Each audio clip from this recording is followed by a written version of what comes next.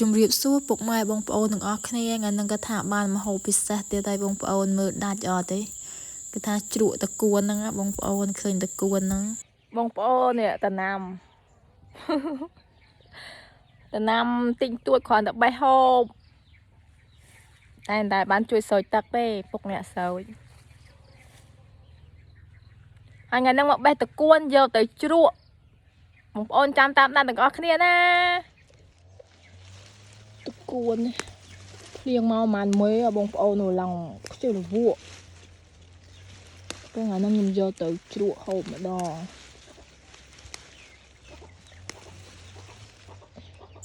ហើយតគួនជ្រក់របស់យើងជាដំបូងនឹងត្រូវបេះលឹកឲ្យស្អាតទៅបងប្អូនបើយើងបេះលឹកអត់ស្អាតទេពេលណាដែលយើងជ្រក់ទៅវារៀងល្អិលលឹកប៉ុន្តែសម្រាប់លឹកហ្នឹងគឺជំនួយច្រើនជាងដើមទៀតហើយក៏ខាតដែរបេះមកឡើងមកកងបេះលឹកអស់បានប្រហែលបន្តិចបងប្អូនហើយនៅច្បាច់អំបិលច្បាច់អីទៀតទៅដឹងបានប្រមាណទេហើយពេលដែលយើងនេះលឹកហើយហ្នឹងគឺថាដាក់អំបិលមកក្បងចូលទៅយើងច្បាច់ឲ្យអស់ជាតិជាប់អវាណាបើមិនចឹងទេហូបអត់កើទេបងប្អូនប្រើកម្លាំងដៃបន្តិចច្បាច់យកទៅហើយសម្រាប់ខ្ញុំអត់កាត់ពី3កងទេគឺថាខ្ញុំដាក់តង្វែងអញ្ចឹងពេលដែលយើងជ្រក់ទៅឆ្ងាញ់ណាបងប្អូនហើយនេះយើងច្បាច់ច្បល់វាអញ្ចឹងឲ្យវាទន់អញ្ចឹងអស់មកពេលដែលយើងយកទៅលាងទឹកពី3ទឹកទៅជពូតឲ្យអស់ជ័រអញ្ចឹងណាហើយបានយើងយកមកធ្វើទឹកត្រីធ្វើអីចឹងទៅបងប្អូនហើយចង់ហូបតគួនជ្រក់តគួនហ្នឹងរៀងខាតតិចហើយប្រើពេលវេលារៀងយូរដែរហើយបើសិនជាបានតគួនបឹងអាធំ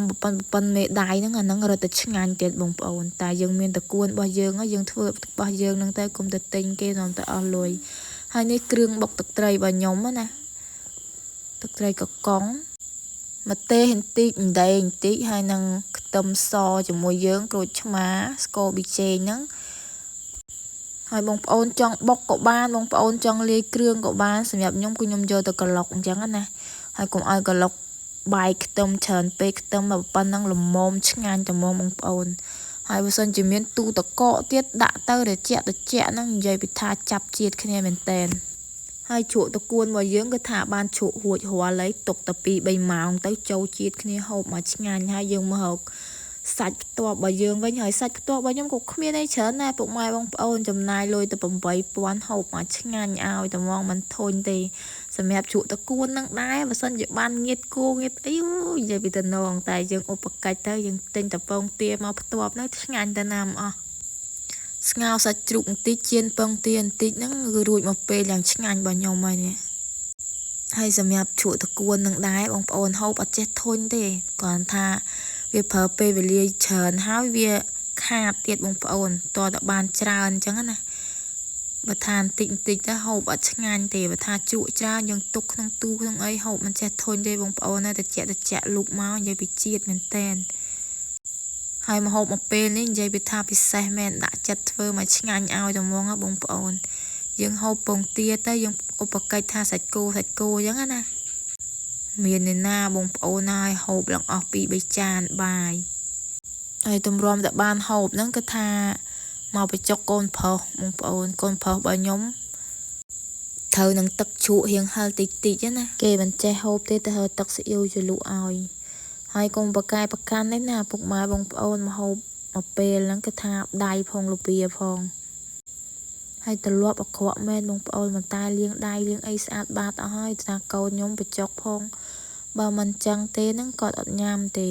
តើតលួងណាស់ហើយមកហូបមកមុខនេះបើសិនជាបងប្អូនធុញសឡធុញអីធ្វើហូបទៅវាស្រែព្រុសអីហ្នឹងភ្លៀង1មេ2មេមកមានតគួនដោះតាមអូតាមអីហ្នឹងបងប្អូនបេះមកមិនខកបំណងទេដាក់ជ្រក់ទៅមកកតុំហូបបាន2-3ថ្ងៃបើមានទូតកកទៀតរត់តែបានយូរទៀតបងប្អូន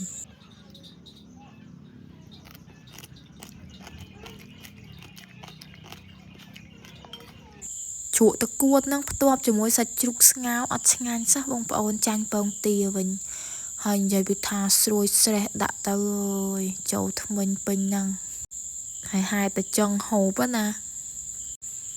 មើលទៅក្នុងកាមេរ៉ាហ្នឹងគេថាហូបហើយទេចង់ហូបម្ដងទៀតណា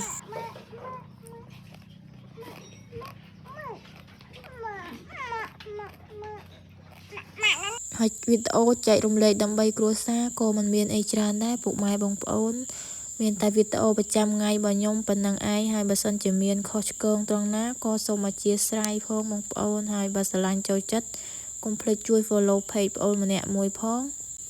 ហើយក៏អរគុណច្រើនសម្រាប់បងប្អូនចូលចិត្តហើយនឹងមើលវីដេអូបងប្អូនពីដើមដល់ចប់អរគុណ